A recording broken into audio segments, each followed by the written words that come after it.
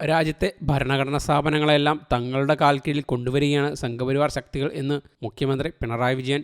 തെരഞ്ഞെടുപ്പ് കമ്മീഷൻ നിഷ്പക്ഷത ജനങ്ങൾക്ക് മുന്നിൽ തെളിയിക്കേണ്ട സമയമാണിത്. പക്ഷേ അത് സംഭവിക്കുന്നില്ല. ഒരു രാഷ്ട്രീയ നിലപാട് രാഹുൽ ഗാന്ധി എടുക്കുന്നില്ല.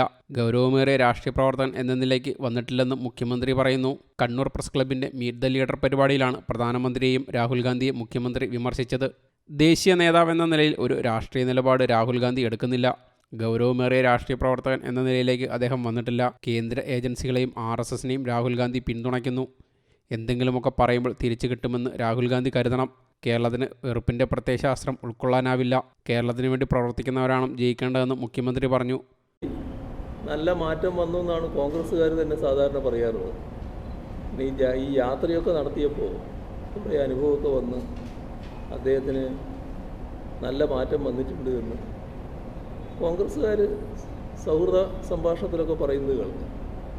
പക്ഷേ ഈ ഘട്ടത്തിൽ അദ്ദേഹം വന്ന് പറഞ്ഞ കാര്യങ്ങൾ അത് സാധാരണഗതിയിൽ ഒരു രാഷ്ട്രീയ നേതാവിന് പറ്റുന്ന രീതിയിലല്ല.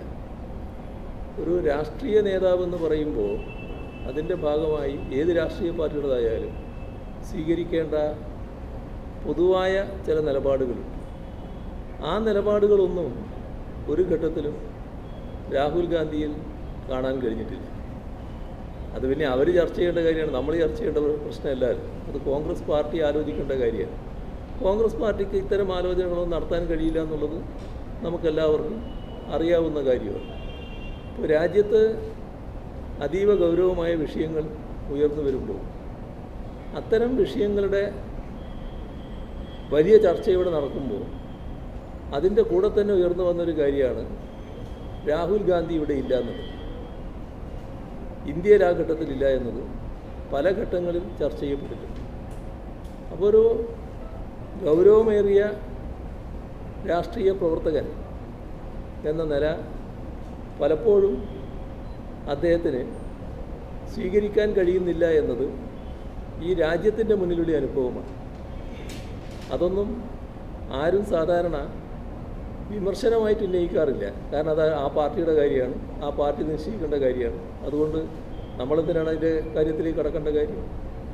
പക്ഷേ ഈ തെരഞ്ഞെടുപ്പ് BJPക്കെതിരെ വലിയ തോതിലുള്ള പൊതുവികാരം രാജ്യത്താകെ അലയടിച്ചുയരുമ്പോൾ ഈ കേരളത്തിൽ വന്നിട്ട് BJPയെ സഹായിക്കുന്ന കേരള അന്തരീക്ഷത്തിൽ BJPയുടെ അന്വേഷണ ഏജൻസികളെ സഹായിക്കുന്ന നിലപാട് രാഹുൽ ഗാന്ധിയെപ്പോലൊരാളിൽ നിന്ന് ഉണ്ടാവുക എന്നത് തീർത്തും അപക്വമായൊരു കാര്യമാണ്.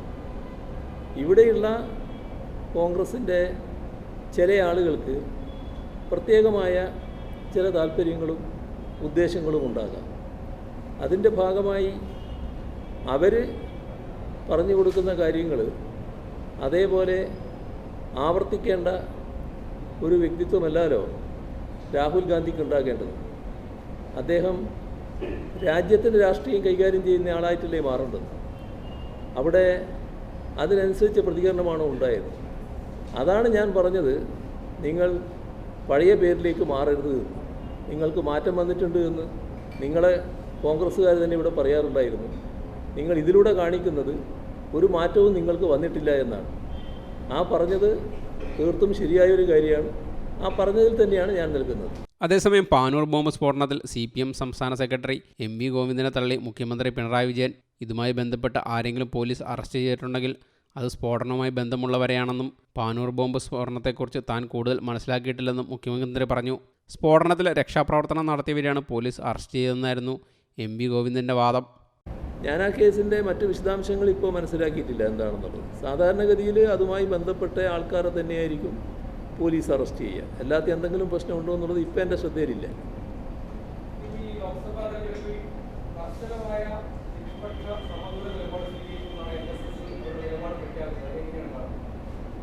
അല്ല, അവരെല്ലാ കാലത്തും സമദൂര നിലപാട് തന്നെയാണല്ലോ സ്വീകരിക്കുന്നത്. ആ സമദൂര നിലപാട് തന്നെയാണ് ഇപ്പോഴും സ്വീകരിക്കുന്നത്. നല്ല ആരോഗ്യകരമായ സമീപനത്തിൽ തന്നെയാണ് NSS നിൽക്കുന്നത് എന്നാണ് ഞാൻ കേട്ടിട്ടുള്ളത്.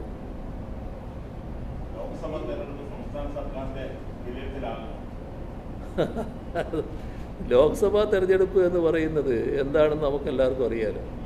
രാജ്യത്തിൻ്റെ ഭാവിയാണ് ഇവിടെ ചോദ്യം ചെയ്യപ്പെടുന്നത്.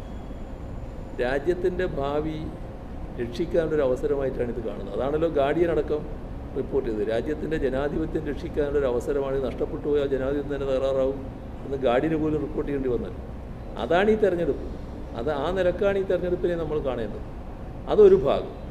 അതേസമയം കേരളത്തിൻ്റെ മറ്റേ ഭാഗം ഞാൻ തുടക്കത്തിൽ പറഞ്ഞു. കേരളീയർ കാണുന്നത് ഒരു കേരള വിരുദ്ധ സമീപനം സ്വീകരിച്ചവർ. അവരോട് വിട്ടുവീഴ്ച ചെയ്യാൻ പറ്റില്ല. അവരങ്ങോട്ട് പോയിട്ട് കാര്യമില്ല. കേരളത്തിൻ്റെ താല്പര്യം സംരക്ഷിക്കുന്നവരായിരിക്കണം അങ്ങോട്ട് പോകുന്നത്. അതോടൊപ്പം മതനിരപേക്ഷത സംരക്ഷിക്കാൻ വേണ്ടി ശബ്ദിക്കുന്നവരുമായിരിക്കണം അങ്ങോട്ട് പോകുന്നത്. ഈ നിലപാട് കേരളത്തിൽ പൊതുവിൽ സ്വീകരിച്ചിട്ടുണ്ട്. ഇത് രണ്ടുമാണ് നല്ല രീതിയിൽ ഈ വിഷയത്തിൽ ചർച്ചയ്ക്ക് സ്വാഭാവികമായിട്ട് വരിക. കേരളത്തിലെ ഗവൺമെൻറ്റിനെ കുറിച്ച് ഏതെങ്കിലും തരത്തിലുള്ള എതിരഭിപ്രായം അത്ര കണ്ട് ഉയർന്നു വന്നിട്ടില്ല എന്ന് നമുക്കെല്ലാവർക്കും അറിയാവുന്ന കാര്യമാണ്. അതൊരു പ്രധാന വിഷയമായിട്ട് ഇവിടെ ഉയരുന്നേ ഇല്ല.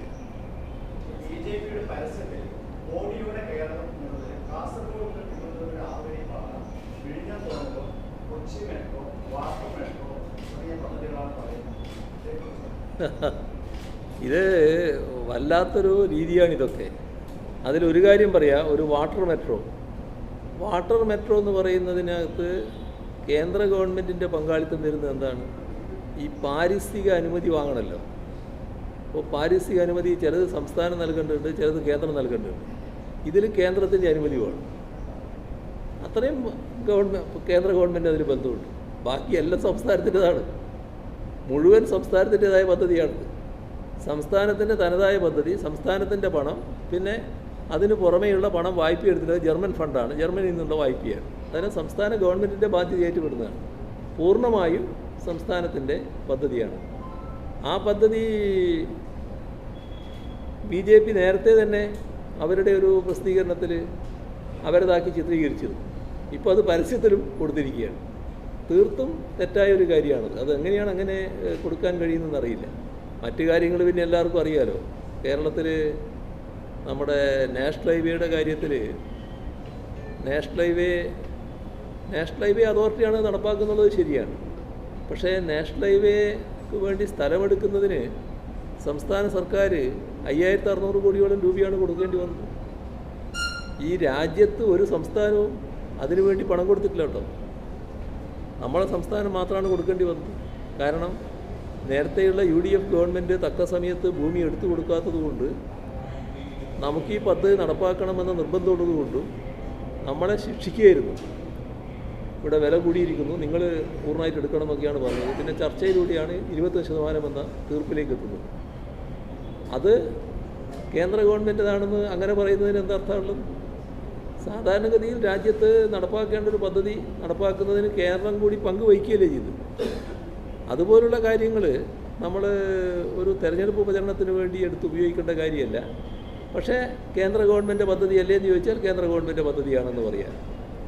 എന്നാൽ വാട്ടർ മെട്രോ പൂർണ്ണമായിട്ട് സംസ്ഥാനത്തിൻ്റെ പദ്ധതിയാണ്. അതേസമയം ലോക്സഭാ തെരഞ്ഞെടുപ്പ് സംസ്ഥാന സർക്കാരിൻ്റെ വിലയിരുത്തലാകുമോ എന്ന ചോദ്യത്തിന് മുഖ്യമന്ത്രി കൃത്യമായി മറുപടി പറഞ്ഞില്ല.